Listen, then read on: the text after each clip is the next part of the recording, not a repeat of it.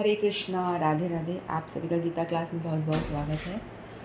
ओम अज्ञानतिमिरन्धस्य ज्ञानाञ्जनशलाकया चक्षुरुन्मिलितं येन तस्मै श्रीगुरुवे नमः। गुरुवे गौरचन्द्राय राधिकाय सदालय कृष्णाय कृष्णभक्ताय तद्भक्ताय नमो नमः। नमो विष्णुपादाय कृष्णपृष्ठाय भूतले श्रीमद्भक्तिवेदान्त नारायणीति नामिने श्रीकृष्णलीला कथने सुदाक्षं औदार्य माधुर्य गुणेशुक्तं वरं वरेण्यं पुरुषं महन्तं नारायणं तं शिरसा नमामि। श्रीचैतन्यमनोभीष्टं स्थापितं येन भूतले स्वयं रूप कदा मह्यं ददाति स्वपदान्तिकम् आजानुलम्बितभुजो कनकावदातो सङ्कीर्तनैकपित्रो कमलायताक्ष विशम्भरो द्विजवरो धर्मपालो वन्दे जगत्प्रियकरो करुणावतारो। नमो महावदन्याय कृष्णप्रेमप्रदायते कृष्णाय कृष्णचैतन्यनाम्ने गौरत्विषे नमः। हे कृष्ण करुणा सिंधो दीनबन्धो जगत्पते गोपेश गोपिका कान्त राधाकान्त नमोस्तुते। तत्काञ्चन गौरांगी राधे वृन्दावनेश्वरी वृषभानुसुते देवी प्रणमामि हरिप्रिये। श्री कृष्ण चैतन्य प्रभु नित्यानंद श्री अद्वैत गदाधर शिवासादि गौरभक्तवृंद वाञ्छाकल्पतरुभ्यश्च कृपा सिन्धुभ्येव च पतितानां पावनेभ्यो वैष्णवेभ्यो नमो नमः। हरे कृष्ण कृष्ण कृष्ण हरे हरे, हरे राम राम राम हरे हरे, हरे कृष्ण कृष्ण कृष्ण हरे हरे, हरे राम राम राम हरे हरे। मैं सर्वप्रथम अपने परम आराध्यतम गुरुपाद पद्म नित्य लीला प्रवेशम विष्णुपाद अष्टोत्तर शत श्री श्री श्रीमद्भागवती वेदांत नारायण गोसाई महाराज जी के श्री चरणों में अनंत कोटि दंडवत प्रणाम करती हूँ। तत्पश्चात समस्त रूपानुगुरु परंपरा के चरणों में यथा योग दंडवत प्रणाम, अनंत कोटि दंडवत प्रणाम सिखा रहा हूँ। आप सभी को मेरा यथा योग दंडवत प्रणाम सिखा रहा हूँ। हरे कृष्ण। तो हम सभी श्रीमद् भगवद गीता का अध्ययन कर रहे हैं और छठे अध्याय में हैं। तो छठे अध्याय में 27वें श्लोक में भगवान ने बताया था कि जो ध्यान योगी है अपने मन को धीरे धीरे शांत करके किस प्रकार परमात्मा में लगाता है ना। पहले मन को वो कंट्रोल करता है और उसको वश में करने के बाद में परमात्मा में वो लगाता है। तो जब वो परमात्मा में लगाता है तो उसको किस चीज़ की प्राप्ति होती है ना। तो मतलब जब वो अपने को तमोगुण रजोगुण और सतोगुण से ऊपर उठाता है, इन तीनों अवस्था से ऊपर उठा करके अपने आप को वो परमानंद की स्थिति में ले आता है, तो उसको एक असीम आनंद की प्राप्ति होती है। ठीक है, तो हम श्लोक पढ़ते हैं। 28वां श्लोक। युञ्जनेवं सदात्मानं योगी विगतकल्मषः सुखेन ब्रह्मसंस्पर्शम् अत्यन्तं सुखमश्नुते। युञ्जनेवं सदात्मानं योगी विगतकल्मषः सुखेन ब्रह्मसंस्पर्शम् अत्यन्तं सुख अश्नुते। तो श्री भगवान कहते हैं, जिस प्रकार योगा अभ्यास में निरंतर लगा रहकर आत्मसंयमी योगी समस्त भौतिक कल्मश से मुक्त हो जाता है और भगवान की दिव्य प्रेमा भक्ति में परम सुख प्राप्त करता है। आत्म साक्षात्कार का अर्थ है भगवान के संबंध में अपनी स्वाभाविक स्थिति को जानना। जीव आत्मा भगवान का अंश है और उनकी स्थिति भगवान की दिव्य सेवा करते रहना है। ब्रह्म के साथ ये वह दिव्य सानिध्य ही ब्रह्म संस्पर्श कहलाता है।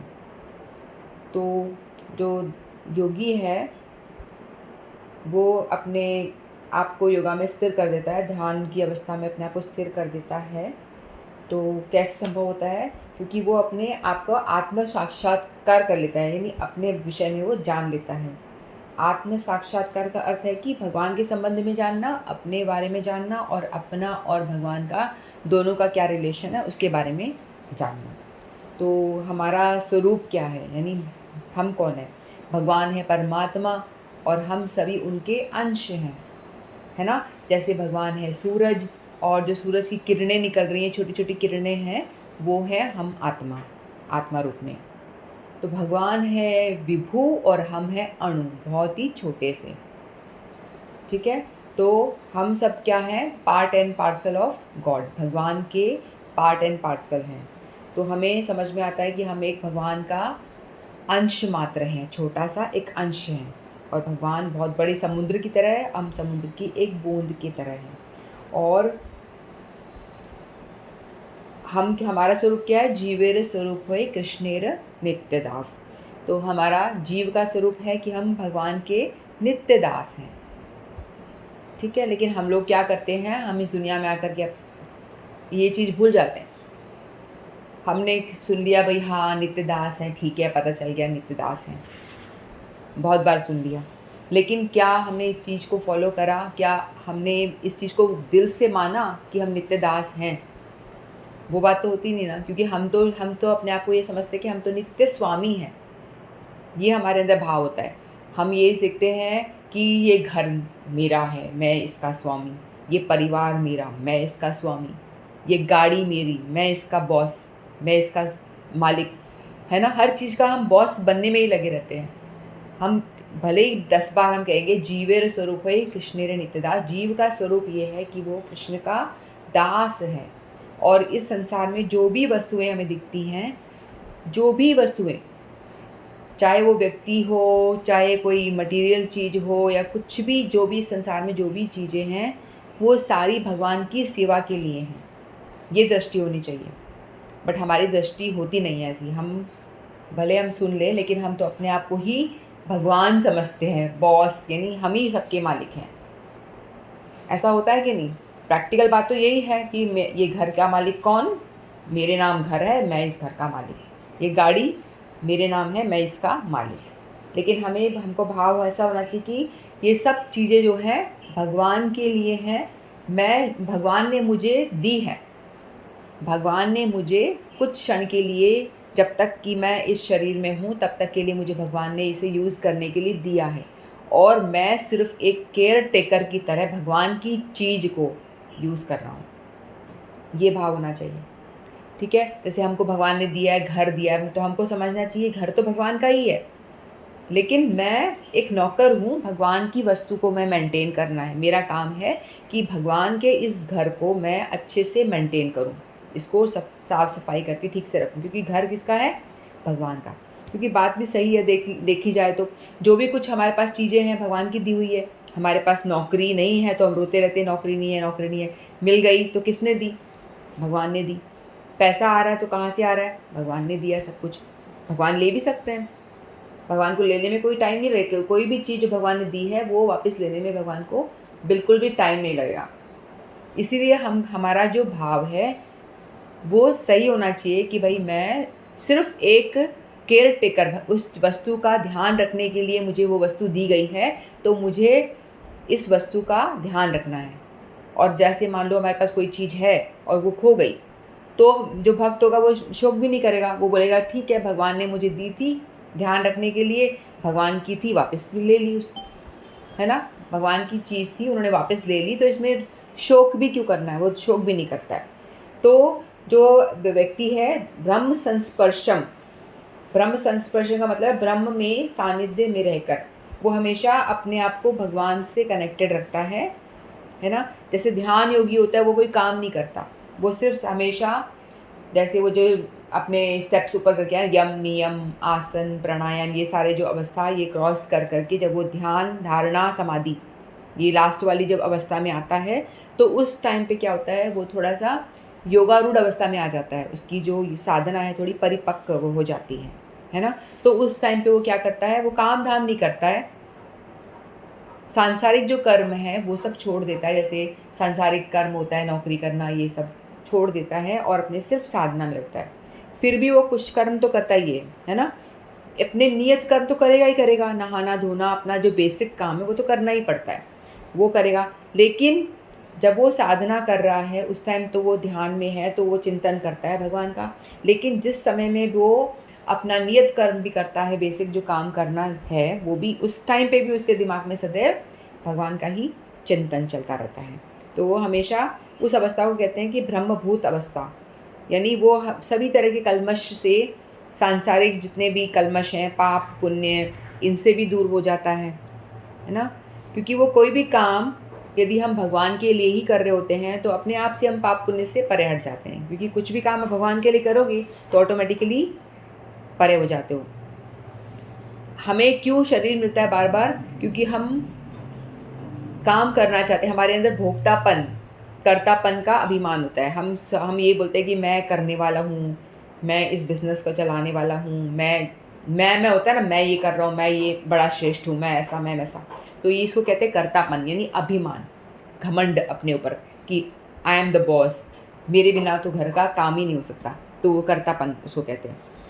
और भोक्तापन, मैंने ये वस्तु खरीदी है तो मैं इसका भोग करने वाला हूँ, मैंने कार ली है तो मैं इसमें आराम से लॉन्ग ड्राइव करके उसको भोग करने वाला। तो कर्तापन भोक्तापन होता है, इसलिए हम लोग कर्म करते हैं, बार बार काम करते हैं, क्योंकि हमें कुछ भोगना है, इन्जॉय करना है, काम करके वो चीज़ को प्राप्त करना है, फिर उसको इन्जॉय करना है।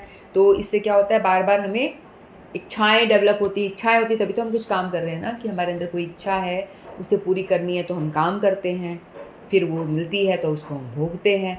तो इस तरह से हमको बार बार क्या मिलता है, देह, ये बॉडी हमको इसीलिए मिलती है। हमारी बॉडी हमें क्यों मिलती है? क्योंकि हमारे पास में बहुत सारी इच्छाएं होती हैं, जो हम इस शरीर में रह के, मेरी बहुत सारी इच्छाएं कुछ पूरी हो गई, मेरे पुण्य के हिसाब से पूरी हुई, जो नहीं हुई वो बच गई, तो वो मैं लेकर के मर गई। तो नेक्स्ट लाइफ मेरी भगवान देखेंगे इसकी इच्छा लेकर के ये मर गई, तो भगवान क्या करेंगे, आपको नेक्स्ट बॉडी भी दे देंगे ताकि आप वो इच्छा, अधूरी इच्छा, आप उसको नेक्स्ट लाइफ में पूरी कर सको। ऐसा होता है। तो इच्छाएं हमारे को ख़त्म करनी होती है, जितनी भी हमारी इच्छा है वो ख़त्म करनी है। इच्छा ख़त्म नहीं होगी तो मटीरियल जो हमारा कल्मश है उससे हम दूर नहीं हो सकते, है ना। तो इसीलिए हमको चाहिए कि हम अपनी इच्छाओं से भी दूर हो जाएं। ये जो मटीरियल जितना भी डिज़ायर है, कंटामिनेशन जितना होता है, हमारा गंदगी है ना, ये पाना है, ये चाहिए, ये वो, ऐसे जो भी, और अंदर जो विकार हैं, ममता वासना, ये सारे जो विकार हैं वो सारी हमारे लिए बहुत ज़्यादा रोकती है, हमको भक्ति मार्ग में आगे बढ़ने के लिए बहुत रोकती हैं वो। ठीक है, तो ये सारे जो ब्रह्मभूत अवस्था जो है उसमें व्यक्ति ये सारे कल्मश से दूर हो जाता है। वो तमोगुण से लेकर के वो रजोगुण में आता है, रजोगुण से भी ऊपर उठ के वो सत्वगुण में आता है, सत्वगुण से भी ऊपर उठ जाता है। सत्वगुण का मतलब क्या होता है, व्यक्ति को हमेशा क्या करना होता है, प्रयास करना होता है। जैसे जो तमोगुणी है, जो कुछ नहीं करता, सोता रहता है, आलस प्रमाद, जो नॉर्मली जो जीव होते हैं आजकल के कलयुगी जो जीव हैं, ज़्यादातर तमोगुणी ही हैं, क्योंकि उनको ना तो सोने का टाइम फिक्स होता है, कभी भी सोना है ना उठने का कोई टाइम फिक्स होता है, और ना ही कुछ काम कैसे करना है, कैसे खाना है, कुछ भी फिक्स नहीं होता है। कहीं पे भी बैठ के खाते हैं, अपने गोदी में भी थाली रख के खाते हैं। तो कोई भी आचरण जो है वो उसका सही नहीं है, तो उसको हम कहते हैं प्राय तमोगुणी कहते हैं। ठीक है, तो इस तरह से तो हमारी अवस्था तमोगुण है, उसमें से हम उठाकर उसको रजोगुण की ओर ले आना चाहिए। रजोगुण यानी एक स्टेप आगे, तो अपने जो रूल्स एंड रेगुलेशन को प्रॉपर फॉलो करते हैं, जो शास्त्रों में लिखा है उसके अकॉर्डिंगली चलते हैं, सफाई से मेंटेन करके रहते हैं अपने आप को। तमोगुणी जो है वो सफाई भी नहीं रखेगा, वो सफाई का ध्यान भी नहीं रखेगा, नहाने धोने का भी कोई ध्यान नहीं है उसको, कुछ ही चीज़ का कोई ध्यान नहीं है। तो जो रजोगुणी है वो अच्छे से रहेगा, लेकिन वासनाएं, इच्छाएं बहुत ज़्यादा होंगी उसके अंदर, लेकिन तमोगुणी से तो बेटर है ना। उसी तरह से रजोगुणी से भी हमको अपने आप को ऊपर उठाना चाहिए, सत्वगुण में रहना चाहिए। सत्वगुणी जो होगा वो और तरीके से रहेगा, जैसे ब्राह्मणिकल उसके अंदर कैरेक्टरिस्टिक्स होते हैं, तो जल्दी उठेगा एक टाइम पे, जैसे शास्त्रों में बताया गया उस तरह से वो अपना जीवन को यापन करने की कोशिश करेगा, अपनी दिनचर्या को वैसे बनाएगा कि हमें किस तरह से उठना, जागना, सोना, खाना पीना, सब चीज़ों पे ध्यान, खाना भी क्या खाना है ना। वो सत्वगुणी जो होगा वो भगवान को भोग लगा के ही खाएगा। वेजिटेरियन फूड खाते हैं हम लोग तो वो सत्वगुणी हो गया, लेकिन वेजिटेरियन भी उससे भी अच्छा है कि आप भगवान को कृष्णाटेरियन कह लो, तो उसको जो खाने को भगवान को ऑफर करके खाते हैं वो खाना चाहिए, नहीं भोग ही खाना चाहिए, प्रसाद भगवान को ऑफर करके प्रसाद ही खाना चाहिए। ठीक है, इस तरह से वो अपनी दिनचर्या बनाता है तो धीरे धीरे क्या होता है, वो अपने आप को उठा करके निर्गुण अवस्था हो, निर्गुण अवस्था यानी जिसमें कि वो सतो तमो रजो सतो से भी ऊपर उठ जाता है, यानी हर काम भगवान के लिए हो रहा है, उसमें अपने लिए कुछ भी नहीं होता। तो जो ब्रह्म संस्पर्शम जो बताया गया, ये अवस्था वही है कि वो व्यक्ति, उसका स्वभाव भगवान में स्थित हो चुका है। ठीक है, वो हमेशा जो मटेरियल कंटामिनेशन, ये मटेरियल भौतिक जगत से अपने आप को उसने विरक्त दूर कर लिया है, और वो उसका जो भगवान से डायरेक्ट रिलेशन बना हुआ है अब मन से वो हमेशा भगवान के विषय में चिंतन करता है, भगवान के विषय में ही सोचता है, और अपने स्वरूप का उसे पूरा ध्यान रहता है कि मैं दास हूँ और भगवान जो है वो स्वामी है, और मेरा कर्तव्य है कि मैं स्वामी की सेवा करूँ। ठीक है, तो इस तरह से वो अपना जीवन यापन करता है, और निरंतर उत्तम सुख उसको मिलता है, और उसका वो सुख जो है हमेशा दिन पर दिन बढ़ता रहता है और वो बना रहता है, और अपने अंदर वो सुख तलाशता है। हम लोग बाहर सुख, जो मटेरियल लोग होते हैं वो बाहर सुख को ढूंढ रहे होते हैं ना, कि बाहर की वस्तुओं में, मटेरियल चीज़ों में हमें सुख मिल जाएगा, लेकिन जो मटेरियल चीज़ों में जो सुख मिलता है वो बहुत ही क्षणभंगुर है, आना जाना है ना। जैसे सुख दुख होता है, ये सब आगमा पाइनो बताया था ना, आगमा पाइनो तांस्तिक्ष्व भारत। तो इस तरह से जो सुख दुख है या जो मटेरियल सुख है, ये सब भी हमको बहुत ही टेम्परेरी है, क्योंकि बॉडी हमारी टेम्परेरी है, तो जो बॉडी को जो सुख मिलेगा वो भी सब बहुत ही टेम्परेरी होगा। तो वो जो ब्रह्मभूत आत्मा है, ब्रह्म संस्पर्शम जो व्यक्ति है, वो हमेशा इसके लिए नहीं करता प्रयास, जो छोटा सा सुख है, तुच्छ सुख के लिए कोई प्रयास नहीं करता, क्योंकि उसको अपनी स्थिति पता चल जाती है कि मैं आत्मा हूँ, ये शरीर नहीं हूँ, ये शरीर जो है वो नश्वर है, नष्ट हो जाएगा, इसकी कोई सत्ता नहीं है। वो उस चीज़ पे ध्यान देता है जो हमेशा रहने वाला है, इटर्नल है, और उसी के पीछे वो अपने आप को, अपने प्रयास को लगाता है। कि शरीर के सुख के लिए कुछ प्रयास करोगे तो थोड़े बहुत दिन के लिए हमने हष्ट पुष्ट बना भी लिया, एक्सरसाइज करके, इसको अच्छा हेल्दी खिला करके, कितने दिन आप इसको मेंटेन करके रख पाओगे बताओ। ये शरीर को हमने सोचा कि मैं इसको बड़ा अच्छा सुंदर बना के रखने के लिए खूब अच्छा हेल्दी डाइट दूँ, इसको प्रोटीन खिलाऊँ, बादाम खिलाऊँ, किशमिश खिलाऊँ, है ना, और एक्सरसाइज करूँ ताकि मेरा बॉडी जो है एकदम फिट रहे, बीमारियाँ नहीं हो, एकदम लंबी आयु हो जाए। ठीक है, लंबी आयु आप कर पाओगे, लेकिन अमर तो नहीं हो जाओगे, मरोगे तो सही, है कि नहीं। एक दिन ये शरीर गिरेगा ही ना, चाहे तुम थोड़ा उम्र बढ़ा लो इसकी, थोड़ा स्वास्थ्य अच्छा दे लो, लेकिन ये फिर भी इसका नष्ट होना तो निश्चित ही है। तो योगी सोचेगा भाई इसके ऊपर इतना काम ना करके इसको मिनिमम जिसकी रिक्वायरमेंट है उतना दो इसको, और इससे जो बढ़िया काम है वो कर लो, क्योंकि जब तक शरीर है तभी तक हम भजन भक्ति कर सकते हैं, उसके अलावा जैसी शरीर नहीं होगा तो हम भक्ति भी नहीं कर पाएंगे, भजन भी नहीं कर पाएंगे। इसीलिए शरीर को बेसिक मेंटेनेंस करो, इसका ध्यान रखो, लेकिन इसलिए क्योंकि इससे हम भजन कर पाएंगे, और अपनी आत्मा पे वर्क करता है वो, आत्मा को भगवान से कनेक्ट करने के लिए, और भगवान से कनेक्ट होकर के जो असीम आनंद की प्राप्ति होती है, ये तुच्छ जो आनंद है उसको वो फीका लगता है, इग्नोर कर देता है। तो हमेशा वो हायर टेस्ट के लिए भागता है, और अच्छे अच्छे कामों के लिए, भगवान को प्रसन्न करने के लिए ही वो अपना जीवन व्यतीत करता है। ठीक है, 29 श्लोक लेते हैं। सर्वभूतस्थम् आत्मानं सर्वभूतानि चात्मनि इक्षते योगयुक्तात्मा सर्वत्र समदर्शन। सर्वभूतस्थम् आत्मानं सर्वभूतानि चात्मनि इक्षते योगयुक्तात्मा सर्वत्र समदर्शनः। तो श्री भगवान कहते हैं, वास्तविक योगी समस्त जीवों में मुझको तथा मुझ में समस्त जीवों को देखता है। निसंदेह स्वरूप सिद्ध व्यक्ति मुझ परमेश्वर को सर्वत्र देखता है। कृष्ण भावना भावित योगी पूर्ण दृष्टा है, क्योंकि वह परब्रह्म कृष्ण को हर प्राणी के हृदय में और परमात्मा रूप में स्थित देखता है। ईश्वरः सर्वभूतानां हृदेश अर्जुन तिष्ठति। अपने परमात्मा रूप में भगवान एक कुत्ते तथा एक ब्राह्मण दोनों के हृदय में स्थित होते हैं। पूर्ण योगी जानता है कि भगवान नित्य रूप में दिव्य हैं और कुत्ते या ब्राह्मण में स्थित होने से भी भौतिक रूप में प्रभावित नहीं होते। यही भगवान की परम निरपेक्षता है। यद्यपि जीवात्मा भी एक एक हृदय में विद्यमान है, किंतु वह एक साथ समस्त हृदयों में विद्यमान सर्वव्यापी नहीं है। तो यहाँ पे बताया है जो योगी होता है उसकी दृष्टि कैसी होती है।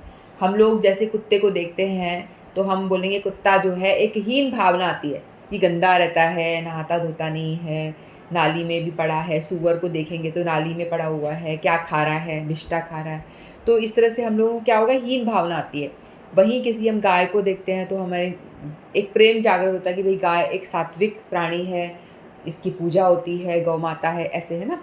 हमारी दृष्टि जो होती है, मटेरियल जो लोग होते हैं उनकी दृष्टि जो होती है बिल्कुल चेंज है। कोई ब्राह्मण को देखेंगे तो अलग भाव रहेगा, किसी जो निम्न कोटि का कोई काम कर रहा है उसको देखेंगे तो हमारा अलग तरह का भाव होगा, है ना। तो हम हर किसी को, व्यक्ति विशेष को, उसका जो ऊपर का आवरण है उसके अनुरूप हम दर्शन करते हैं, है ना। कि हर कोई हमें हाथी हाथी लग रहा है, सुअर सुअर लग रहा है, कुत्ता कुत्ता लग रहा है, हमारी दृष्टि ऐसी होती। लेकिन जो एक योगी है उसकी दृष्टि एक सम हो जाती है ना। वो हर एक जीव को एक ही दृष्टि से देखता है। इसका मतलब ये नहीं है कि सुअर को भी वो ब्राह्मण समझ लेता है या कुत्ते को भी ब्राह्मण समझ लेता है, ब्राह्मण को कुत्ता, ऐसा नहीं। वो ये इस रूप में देखता है कि भगवान है परमात्मा, परमात्मा का अंश हर एक जीव के अंदर विद्यमान है। ठीक है। आत्मा जो हम लोग हैं, हम भगवान का ही तो एक अंश हैं। हम लोग आत्मा, जिसकी वजह से हमारी पूरी बॉडी जो है चलती फिरती नज़र आ रही है, और वो आत्मा जो है सब जगह व्याप्त है ना। किसी भी बॉडी के किसी भी अंग को हम छूते हैं, चाहे फिंगर हो या नीचे अंगूठा हो या सिर हो, पूरी जगह हमारी वो आत्मा है, सब जगह व्याप्त है।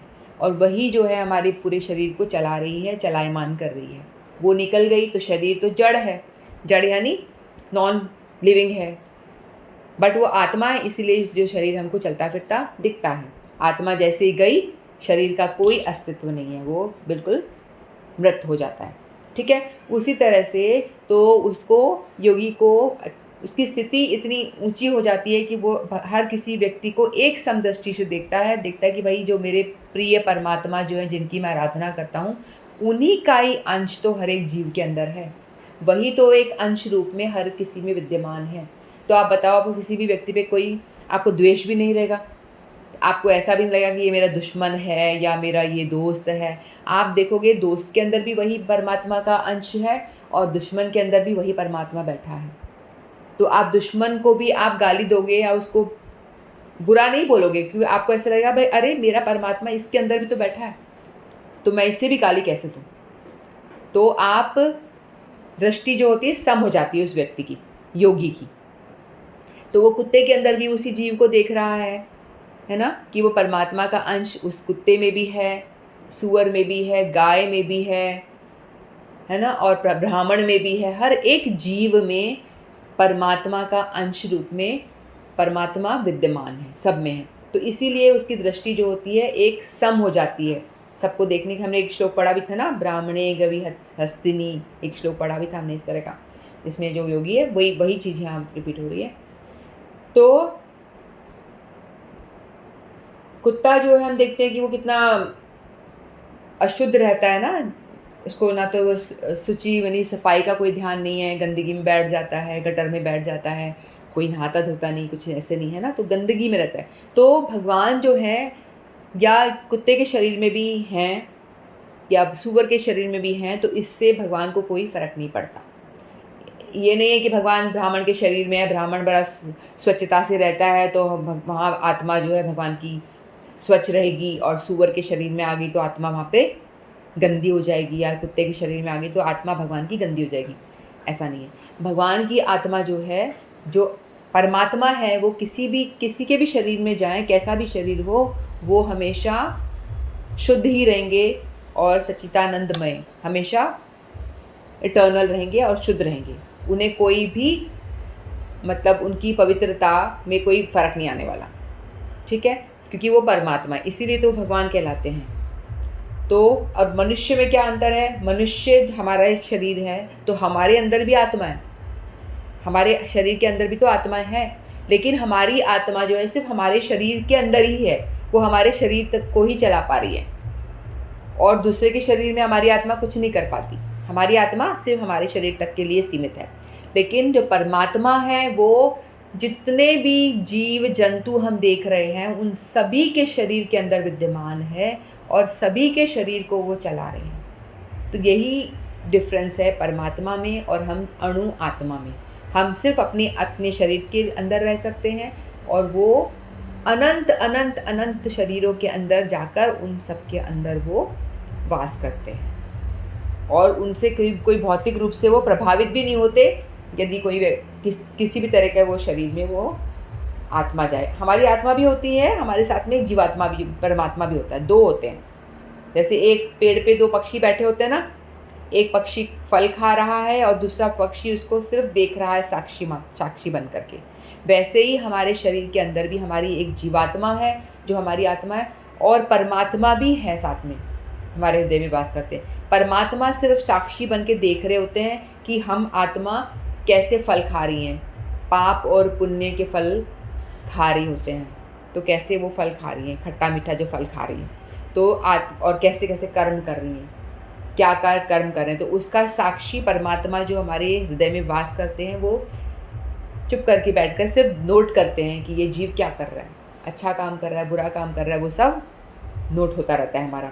कह सकते हैं ना कि हम अकेले हैं तो कोई देख नहीं रहा, कुछ भी पाप कर्म कर लो, तो ऐसा नहीं है। हमको समझना चाहिए कि भाई तू हमेशा कैमरे की नज़र में है, तू चाहे भले ही किसी भी एकांत में चला जा, लेकिन कभी तू अकेला नहीं है, तू ऑलवेज तू कैमरे की नज़र में है। भगवान जो कैमरा है वो अपने अंदर ही बैठा है, वो आपकी हर एक एक्टिविटी को नोट कर रहे हैं, अच्छा कर रहे हो, बुरा कर रहे हो, किसी के लिए क्या हमारा भावना क्या है, हम वो तो अंतर्यामी है, हमारे मन में क्या चल रहा है वो सारी बातें भी वो नोट की जा रही है। इसलिए हमको हमेशा अपने कर्मों को लेके बड़ा ही सावधान रहना पड़ता है, क्योंकि हम कैमरे की नज़र में हैं और हमें हमारे हर कर्म को नोट किया जा रहा है परमात्मा द्वारा, जो साक्षी है।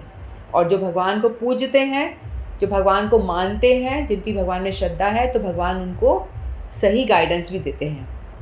अंदर से हमारी गाइडेंस जो भगवान देंगे वो सही देंगे, उसे हमें पालना चाहिए। तो ये अंतर हमने देखा परमात्मा और जीवात्मा में। जीवात्मा सिर्फ अपने एक शरीर में रहता है, परमात्मा समस्त शरीरों में विद्यमान है, ठीक है। यद्यपि भगवान की परम निरपेक्षता है, यद्यपि जीवात्मा भी एक एक हृदय में विद्यमान है, किंतु वह एक साथ समस्त हृदयों में सर्वव्यापी नहीं है।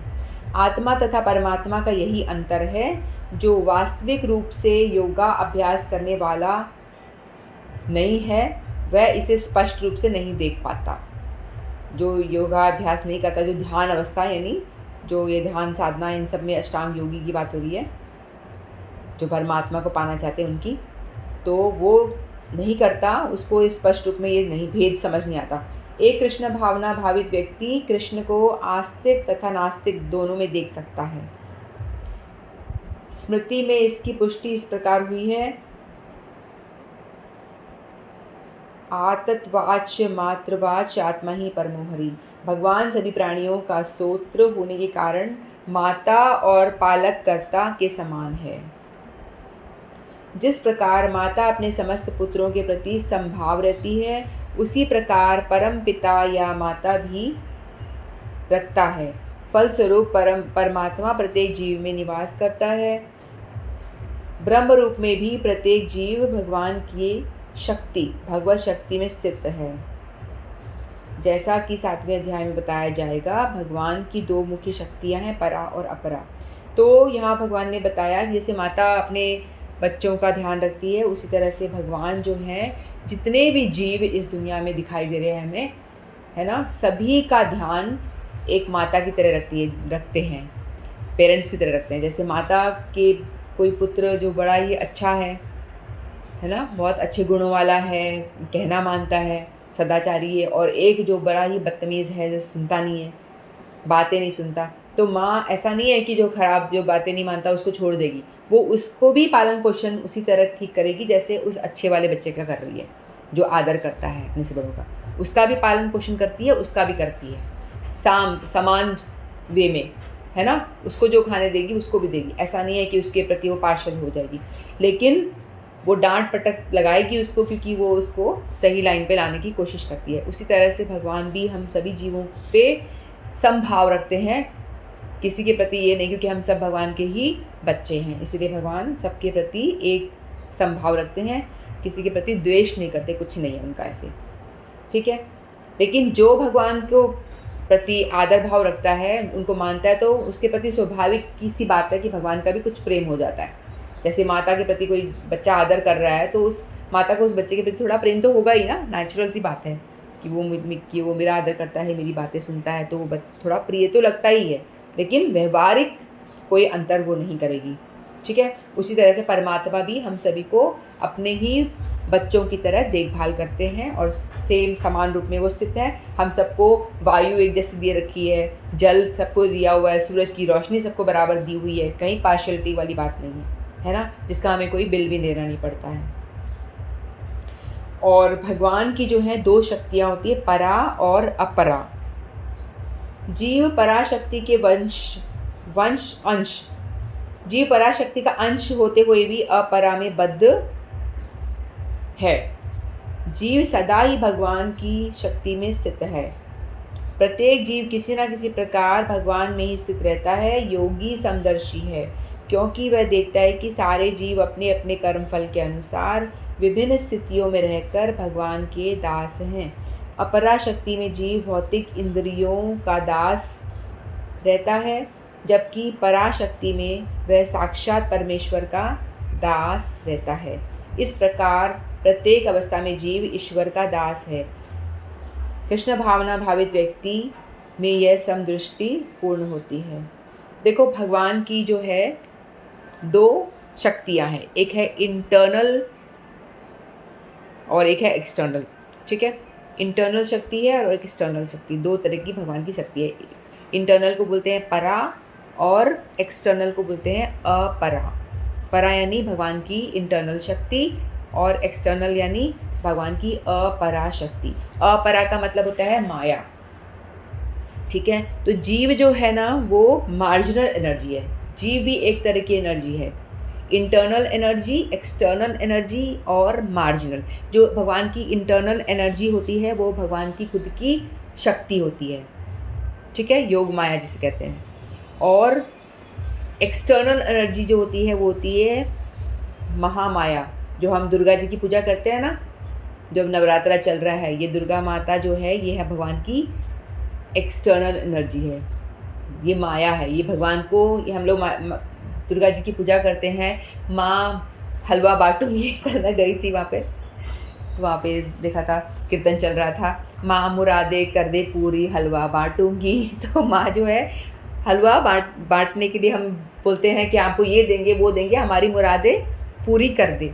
तो वो हमको क्या करती है, हमारी डिज़ायर्स पूरी कर करके हमको माया में लपेटे में बांध के रखती है, ठीक है। जितना भी हमारे डिज़ायर्स होती है ना, हम भौतिक जगत में हमारी जो डिज़ायर होती हैं, हमारी इच्छाएं, मुझे ये दे दो, मुझे बेटा दे दो, मुझे घर दे दो, मुझे वो दे दो, ये दे दो, मांगते हैं हम भगवान को जाके, थोड़ा सा 10 रुपये चढ़ाएंगे और बोलेंगे मुझे ये दे दो वो दे दो। इतनी लंबी लिस्ट भगवान के आगे हम रख देते हैं मंदिर में जाके।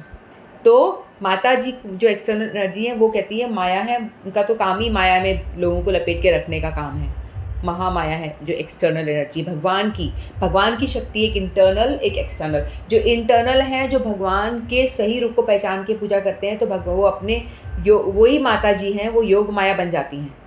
वो जो शक्ति हैं उनके 2 रूप हैं, ठीक है। जो यदि भगवान की ओर जाना चाहते हैं तो वो योग माया के रूप में उनके लिए एक्ट करेगी, वो भगवान को योग कराने में, भगवान से मिलन कराने के लिए वो हेल्प करेंगी। यदि आप भगवान से कुछ लेना देना नहीं रखते हो, सिर्फ अपने डिज़ायर के लिए माता के पास जाते हो, तो वो आपको सिर्फ माया में जकड़ के ही रखेंगी और आपको बोलेंगी ठीक है आपकी सारी डिज़ायर मैं पूरी कर देती हूँ। आपकी सारी इच्छा पूरी करेंगी और आपको माया में फंसा के रखेंगी भगवान की ओर जाने के लिए, क्योंकि आप जाना ही नहीं चाहते हो। तो वो उनको क्या है, ले लो और पड़े रहो माया के अंदर यूँ। लेकिन उन्हीं की ही इंटरनल शक्ति है माया, जो माता है उनके 2 रूप हैं, एक माया में फंसा के रखती है और एक भगवान से योग कराती हैं। उनका एक दूसरा नाम है योग माया। यदि आप जाके माता को प्रणाम करोगे और माता को बोलोगे हे माता मैं आपको प्रणाम करती हूँ और मुझे आप ये आशीर्वाद दें कि मेरी भगवान के चरणों में प्रीति हो और मेरी मतलब भगवान के प्रति कुछ भक्ति बढ़े, तो योग माया जी हैं, बड़ी खुश हो जाती हैं वो माता और आपको भगवान की भक्ति प्रदान करती हैं। ये यदि आप कामना करते हो तो वो बहुत जल्दी खुश हो जाती हैं, बहुत जल्दी प्रसन्न होती हैं वो। तो ये 2 एनर्जी हैं और हम इंसान जो है मार्जिनल एनर्जी, यानी वो माया में भी जा सकता है और भगवान की ओर भी जा सकता है। जैसे इंसान जो है व्यक्ति भगवान की तरफ भी मुँह कर सकता है और माया की तरफ मुँह भी कर सकता है, तो वो मार्जिनल है। तो इंसान जो कुछ लोग होते हैं जो ज़्यादा ही भोगों में जाते हैं तो माया की ओर मुड़ जाते हैं और वहीं फंस के रह जाते हैं। फिर उनके जन्म मृत्यु दोबारा जितना भोगोगे, जितना आसक्ति होगी, फिर मरोगे, फिर दोबारा जन्म, फिर मरोगे, फिर दोबारा जन्म, यही चलता रहेगा। लेकिन वो बीच में है, मार्जिनल है, उसको चॉइस है, तो भगवान की ओर भी मुड़ सकता है। जो भगवान की ओर मुड़ गया तो वो भगवान की इंटरनल एनर्जी की तरफ जाएगा, यानी भगवान की ओर मुड़ेगा तो फिर वो माया से दूर हो जाएगा और भक्ति की और अपने आप को भक्त बनाने की चेष्टा करेगा। जो कृष्ण भक्ति में लगे हैं वो लोग माया से धीरे धीरे छूटते जाते हैं, ठीक है। माया उनको धीरे धीरे छोड़ देती है, माया से वो छूटते जाते हैं। चाहे किसी भी जो लोग माया में फंसे हुए हैं वो भी देखा जाए तो एक तरह से भगवान की ही सेवा कर रहे हैं, क्योंकि भगवान दोनों शक्तियाँ जो भगवान की ही हैं। भगवान ने ही इंटरनल एनर्जी बनाई है, भगवान ने ही एक्सटर्नल एनर्जी बनाई है, दोनों एनर्जी जो है भगवान की है। तो वो इनडायरेक्टली जो माया की पूजा भी कर रहे हैं, माता रानी की पूजा भी कर रहे हैं, तो इनडायरेक्टली वो भी क्या कर रहे हैं, भगवान कृष्ण की ही पूजा कर रहे हैं, क्योंकि वो शक्ति किसकी है, भगवान की ही है ना। जो शक्ति है ना, पराशक्ति इंटरनल हुई, अपरा एक्सटर्नल, ठीक है। जो परा और अपरा दोनों शक्तियाँ भगवान की ही सेविका हैं। तो आप चाहे पराशक्ति की पूजा करो या अपरा की करो, दोनों की दोनों किसी की भी करो, इनडायरेक्टली भगवान कृष्ण की ही पूजा हो रही है। भगवान कहते हैं कि आप देवी देवताओं की पूजा भी करते हो तो भी मेरी ही पूजा है वो, क्योंकि उनको देवी देवताओं को भगवान ने ही बनाया है। तो इनडायरेक्ट पूजा है, वो डायरेक्ट नहीं है, ठीक है। तो कुछ भी करोगे तो भगवान की ही सेवा हो रही है, भगवान की ही पूजा हो रही है, ठीक है। तो आज 2 श्लोक पूरे हुए, 28 और 29। तो इतना ही कह के मैं वाणी को विराम देती हूँ। वांछा कल्पतरुभ्यश्च कृपा सिंधुभ्येव च पतितानां पावनेभ्यो वैष्णवेभ्यो नमो नमः। श्रीमद् भगवद गीता की जय। आप सभी की जय। हरे कृष्ण।